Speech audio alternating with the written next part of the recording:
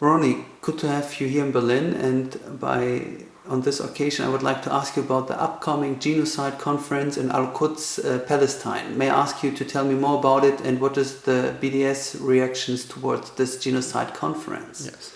There is a planned conference which is due to take place at the end of June at the Hebrew University in Jerusalem. And this conference is it is organized by the International Network of Genocide Scholars. And obviously there is an issue with holding a conference, an international conference about genocide in Jerusalem at the Hebrew University, which is a complicit university, a complicit academic institution. It is complicit in many crimes that Israel is performing. Just for example, that university has a military base on campus. They have courses which are specifically for military personnel and also for Shin Bet personnel. They have the Mukhabarat, the Secret Service. Yes. They have, for example, a medical facility, a joint research facility between the medical school and the Israeli army, and on. They receive funding, research funding from the Ministry of Defense, and there's many other. They are on occupied lands. And rightly so, part of the university is built on occupied land. So for all of these reasons and more, it doesn't make sense to have such an international conference, let alone an international conference about genocide. So according to the academic call for boycott, we are asking it is not about lack of academic freedom. We have no problem with academics cooperating with each other, academics from Germany cooperating with academics in Israel. Mm-hmm. And we make a clear distinction between the individuals and the institutions. We do not boycott the individuals, but what we are calling for is the severance of ties, the cutting of ties between the academic institution here and the complicit academic institution in Israel. For example, the Hebrew University of Jerusalem. So for that reason, we do not accept having such an international conference that takes place in such a university and legitimizes that illegitimate institution. Mm-hmm. It is not about the academic work of such academics that may collaborate with academics abroad, but it is about the fact that they are having such a conference which serves in part to legitimize what the university does. It is even worse when that conference is about the issue of genocide. And it is enough to quote John Dugard, who is a former UN rapporteur for human rights in the occupied territories, and a renowned scholar and a judge. And he is also a signatory to a letter that is signed by over 270 different academics from around the world, from 19 different countries. And how many from Germany? I think that very little. Mm-hmm. And they are calling on basically the international community to apply pressure, and they denounce that conference. They say that conference should be boycotted. And I will quote John Dugard saying, "There are serious allegations that Israel committed crimes against humanity in its 2014 assault on Gaza. In these circumstances, it is highly inappropriate to hold a conference on genocide in Israel." John Dugard is also a member of the jury of the Russell Tribunal, and in its emergency session on Gaza in September 2013, the final statement of the jury says that Israeli occupation forces committed a genocide in the Gaza while they did their atrocity, their assault. So is this conference maybe about the Palestinian genocide? Unfortunately, this is not the topic of that conference, even though there are some critical voices being heard, even coming from Israeli scholars. There is an Israeli scholar who has talked about the role of the state of Israel in denying the Armenian genocide, and he has talked about the role of the Israeli academia in denying that genocide and in other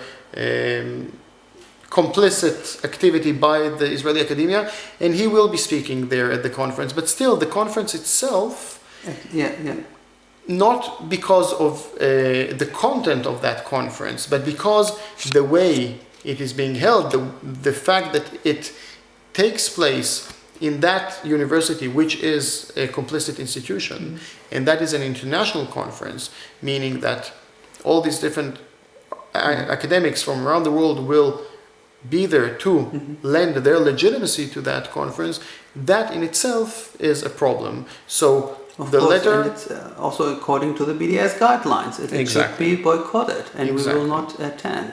Exactly. So such a conference should be boycotted, and especially so when it is done in such a bad taste, where you are holding, when they plan on holding a conference about genocide in a country that is being accused of things that are at least resembling genocide. Like you mentioned, that ruling of the Russell Tribunal that took place.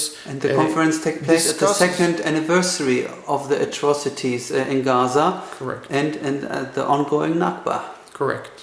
So, for all these reasons, it is very important that that conference does not take place at the Hebrew University. So it should either be cancelled or moved elsewhere, and this is what the letter calls for. And another distinguished person signed the letter. Do you want to read another quote? Sure. There is another quote from John Docker. He's a professor who extensively researched the field of genocide and massacre studies. And he writes, "Genocide studies is now, it seems clear, actively seeking opportunities to be complicit in Israel's flouting of international law, not least the Fourth Geneva Convention."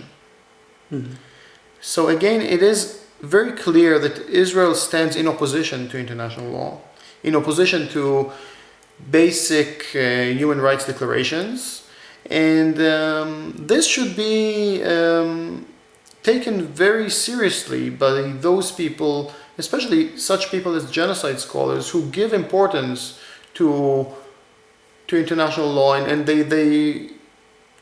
they cannot use this conference in order to legitimize what is happening there. So it is very important to stress that at this point in time, such a conference certainly cannot take place in Israel.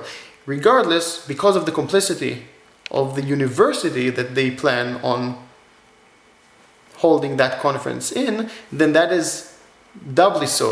Yeah. Not only that Israel is committing the most horrendous acts, also the university which hosts it is absolutely complicit in crime. You are a guest in the city of Berlin, and the biggest university of Berlin is the Free University, die Freie Universität, and they are collaborating intensively with the Hebrew University in Auschwitz. And so we should definitely do any protest at the campus of the Free University next time when you're coming back.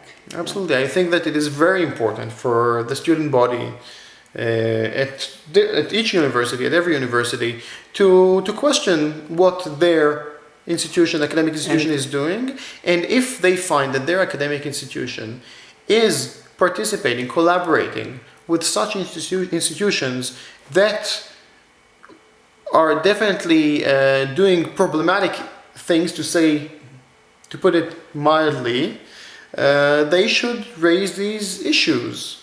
And there are great things going on at Stanford University, California, and Columbia University in New York, where the students, councils pass declarations supportive of BDS. And we should get in touch with the Students' Council of this Free University that really they cooperate such intensively with Hebrew University. And I think also with universities and other occupied cities in the West Bank. So we should tell them, maybe to inspire them, also to pass such a declaration, as in Stanford or Columbia. I wish that will also happen here in Berlin. Yeah. Basically, what we see happening is that the whole discourse about Israel is changing.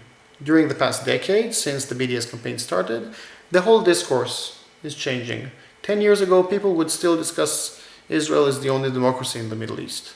Today, more and more people are understanding what the situation is about, and even at the White House, at least behind closed doors, they are questioning whether Israel is an apartheid state. Not only in government, but definitely among the people, including in Europe and in the US, we see a very big shift happening in public consciousness and public awareness of the situation in Israel-Palestine. And in the US, in the past few years, there has been tremendous activity around campuses. Many divestment resolutions took place. And this is very encouraging, especially because this is happening in the US. And it is changing the whole discourse, especially among the young people who are attending the university. There is a whole new discourse that simply didn't exist a few years ago among young American students, and this is fantastic, and this reminds us of the previous struggle against apartheid, the apartheid in South Africa, which after many years, after 30 years of intense BDS work in South Africa, eventually it became mainstream, and eventually all countries of the world, by the United Nations at the end. Exactly. It was even backed up by the United Nations, and all countries of the world have boycotted South African apartheid other than two, the US and Israel. And Israel was a very good friend of South Africa, both because they have a shared ideology, and also Israel was arming South Africa to its teeth. It was selling it a lot of weapons, and the Nobel Peace Prize laureate, Shimon Peres, former president of Israel, also tried to sell nuclear weapons to South Africa at the time during apartheid. Very strong ties in the diamond business and other fields of economy. Yeah, very true. So the whole discourse is changing about Israel, and we see this happening even in governments, but this is still